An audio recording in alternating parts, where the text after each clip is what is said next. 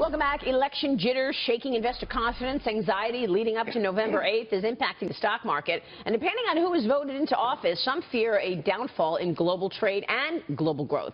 Joining us right now is Stephanie Pomboy, MacroMavens President, our dear friend. Stephanie, good to see you. Good to see you. Thank you so much for joining us. So you think we've already gone into recession? I do. I think there are some alarming things that have happened just in the last few months. I was really stunned by some New York City tax receipt data. You know, New York City is really levered to Wall Street and is kind of reflective of the high end. It's sort of the 1%. And tax receipts from April to August collapsed out of the blue.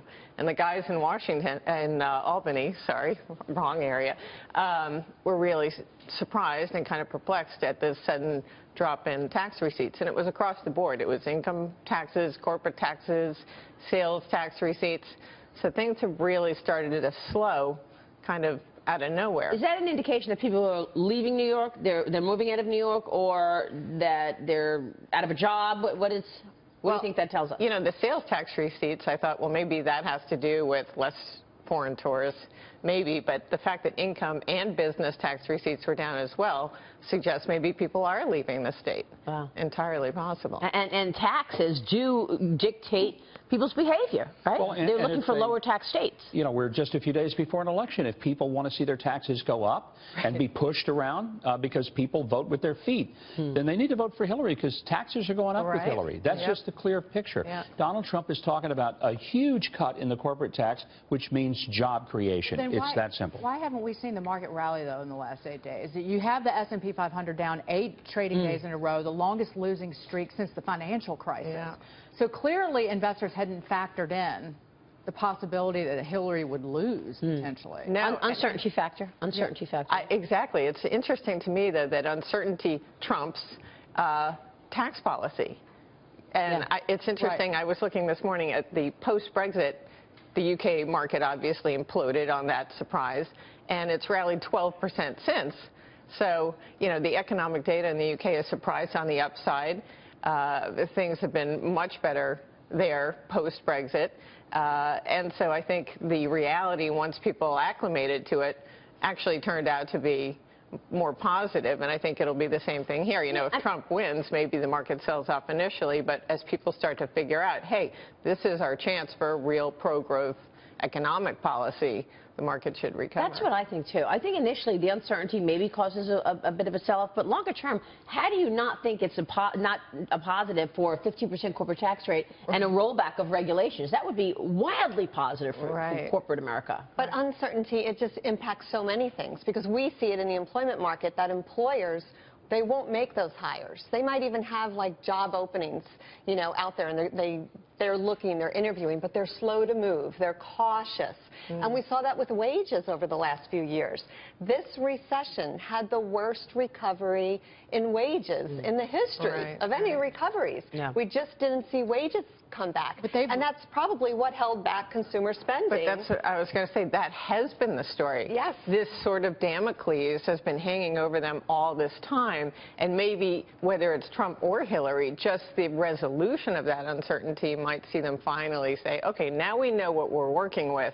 We can make a plan. Can we just lay it out there, though? It seems to me this is another classic example. The elitists are typically wrong. They live in their bubble, and they always picture it one way. It turns out something different. Look at Brexit. That was a classic example. The world was going to come to an end if the Brits voted to get out of the EU. So much hysteria. Well, listen, sitting on this set, though, that we tamped that down. When people would come on and say that the sky was going to fall, because we all, quite frankly, expected it. Again, living through the financial crisis, we knew how dire it was, but some of the predictions, the American people didn't buy it. I mean, the financial crisis and the bank bailout gave birth to the Tea Party movement. For Pete's sake. Because people were tired of the elitists in Washington and New York telling them that, you know, the world was going to hell in a handbasket. And I think that there's that kind of hysteria right now, which people are also not buying. You know, the American people are really smart, and they see through all of this. So we got the jobs report coming out today, 2 hours from now. Stephanie, what are you expecting? I mean, what kind of a report would move markets? Well, I don't think really anything is going to be take the Fed out from December. I mean, I think it would be an enormous disappointment that would change their policy. So they will December. raise rates in I December, think is what so. you're saying. I mean, the forecast is 175,000, you know, unless it comes in at zero, I think it's pretty hard for them to get out of the box that they've put themselves in.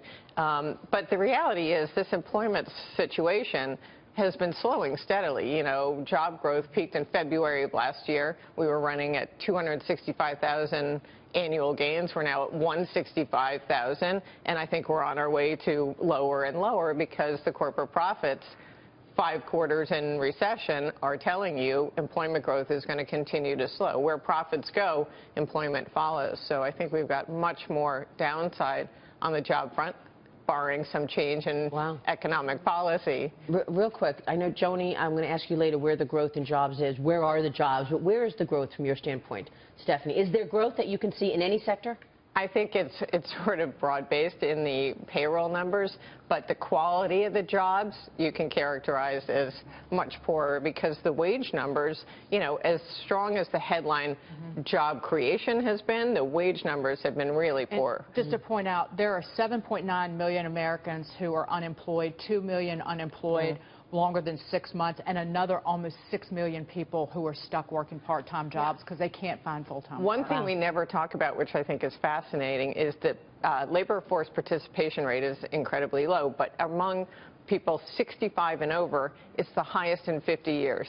People have been robbed of their retirement by these low interest rates from the Federal Reserve, and they're being forced to go back to work. Wow. Yeah, you're right. That has real implications, and we continue to see that reverberating. Stephanie, great to see you. Thank you so much. Thank you so much. Stephanie Pomboy there. We'll see you soon, Stephanie. Thank you.